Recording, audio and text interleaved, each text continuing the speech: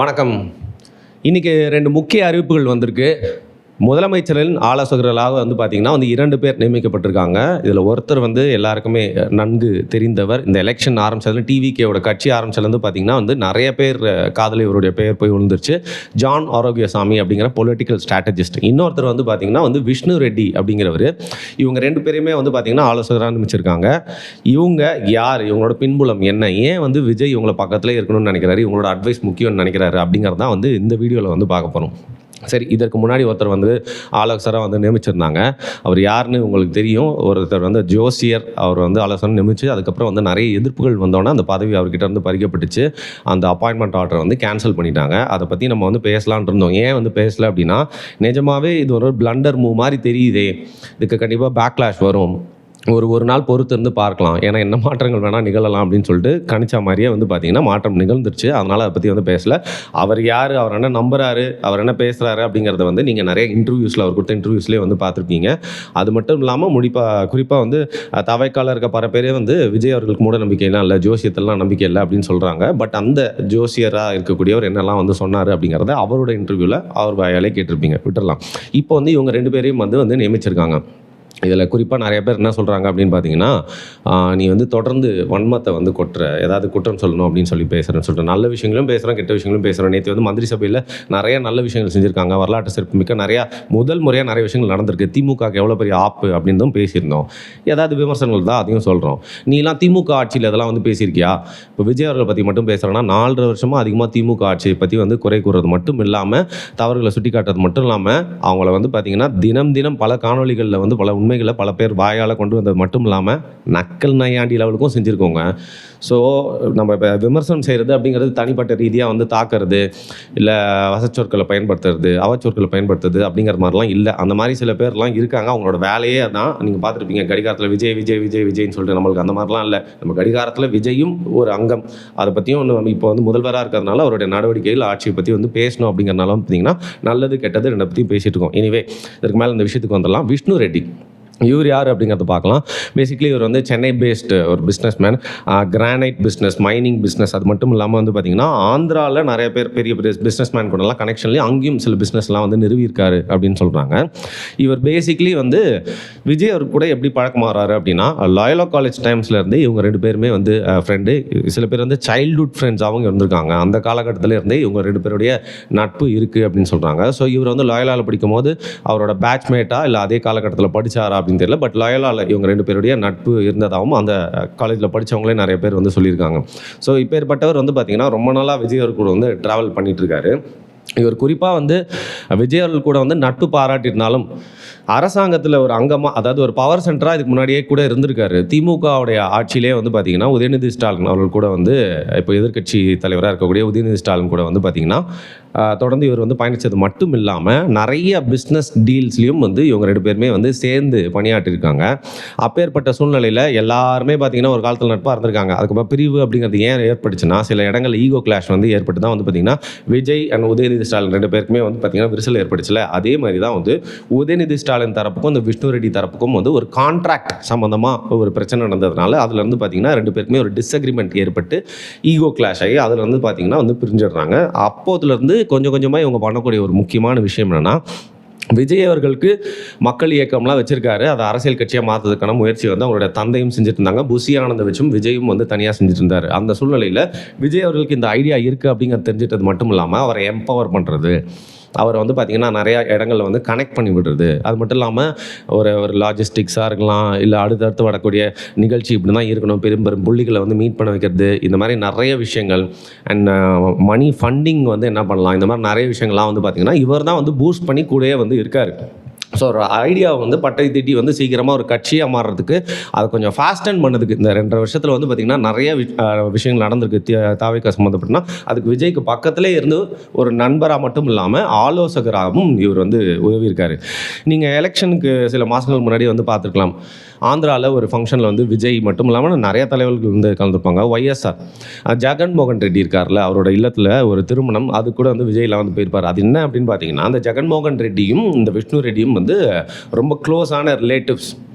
அந்த close relativity காரணமாக வந்து பார்த்திங்கன்னா வந்து விஜய் அவர்களை அந்த ஃபங்க்ஷனுக்கு கூட்டு போகிறதுக்கான ஒரு முக்கியமான ரீசனாக இருக்கிறது மட்டும் இல்லாமல் ஜெகன்மோகன் ரெட்டி அவரோட கட்சியை சார்ந்தவங்க, ஜெகன்மோகன் ரெட்டி எல்லாருமே விஜய் ஜெயிச்சதுக்கப்புறம் வந்து பட்டாசுலாம் வச்சு கொண்டாடி இருப்பாங்க, நிறையா வந்து நல்ல சொற்கள்லாம் சொல்லியிருப்பாங்க, ரொம்ப என்கரேஜிங்காக பேசியிருப்பாங்க. அதற்கு காரணமே வந்து பார்த்திங்கன்னா இந்த ஒரு கனெக்ஷன் தான்.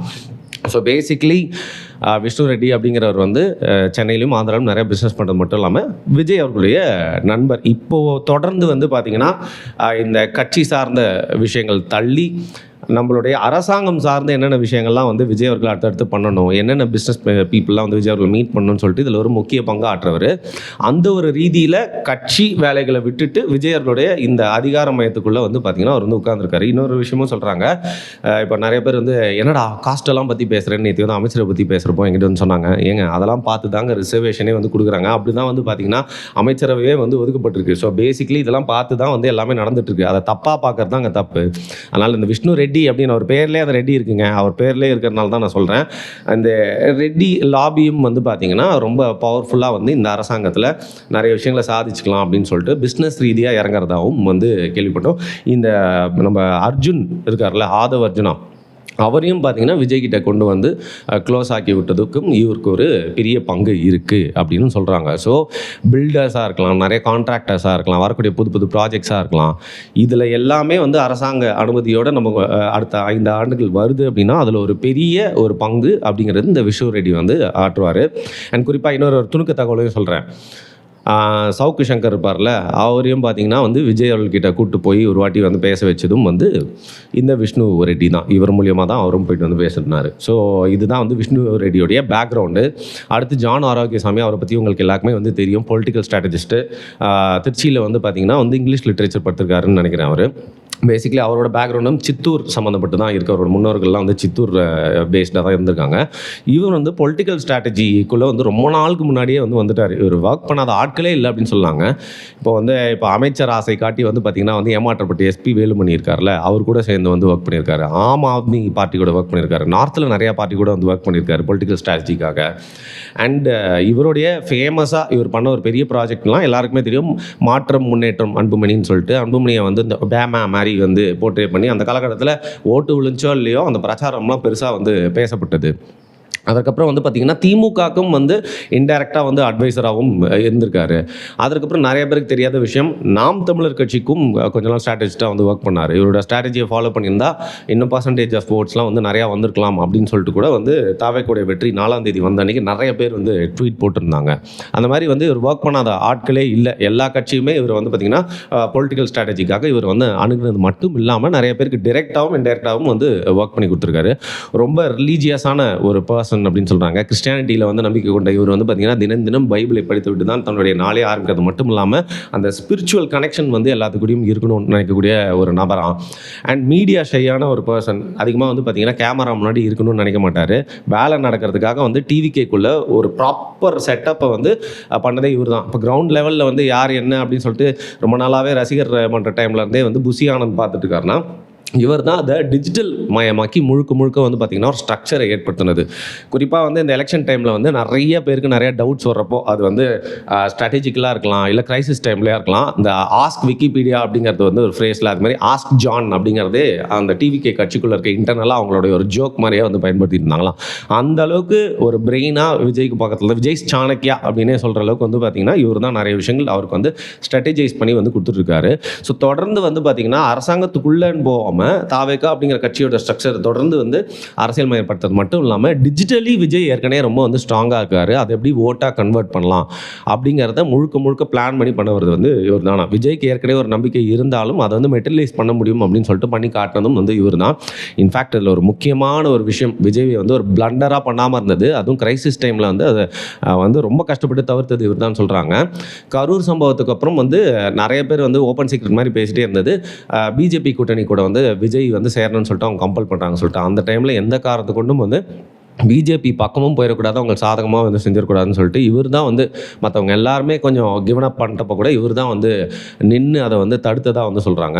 ஸோ இப்பேற்பட்ட ஒரு நபர் தான் இன்றைக்கி வந்து பார்த்திங்கன்னா விஜயின் ஆலோசகராகவும் வந்து நியமிக்கப்பட்டிருக்காரு. ஸோ இவங்க 2 பேருமே வந்து விஜய்க்கு ஏற்கனவே பக்கத்துலேருந்து நிறைய விஷயங்களை செஞ்சு கொடுத்து அது மெட்டீரியலைஸ் ஆகி அதில் ரிசல்ட்டும் நல்லா வந்ததுனால தான் விஜய் இப்போ வந்து அவங்கள பக்கத்துலேயே வச்சுக்கணும்னு நினைக்கிறாரு, which is very natural. So அவர் ஃபர்ஸ்ட்டு 9 பேருக்கு அந்த அமைச்சரவையில் வந்து பங்கு கொடுத்தார்ல, அவங்க யாரெல்லாம்னு பார்த்தீங்கன்னா முதலே போயிட்டு அவர் கூட சேர்ந்து ட்ராவல் பண்ணவங்க மட்டும் இல்லாமல் கரூர் சம்பவம் ஒரு ரொம்ப கிரிட்டிக்கலான டைமில் இவர் விட்டு ஒதுங்கி போகாமல் இவர் கூட எப்படியோ கஷ்டப்பட்டு இருந்து வந்துட்டவங்க அவங்க எல்லாருக்குமே வந்து பார்த்திங்கன்னா ஓகே கஷ்டத்தில் யாரெல்லாம் இருந்தாங்களோ அவங்க தான் நம்ம நண்பன் அப்படிங்கிற ஒரு பேசிஸில் வந்து ஃபர்ஸ்ட் எப்படி வந்து அவங்களுக்கு மந்திரி சபையில் ஒரு பங்கு அளித்தாரோ அதே மாதிரி தான் வந்து பார்த்திங்கன்னா இவங்களுக்கும் வந்து அந்த பதவி வந்து கொடுக்கப்பட்டிருக்கு, அப்பாயின்மெண்ட்டை வந்து போட்டிருக்காரு அப்படின்னு நம்பலாம். நன்றி.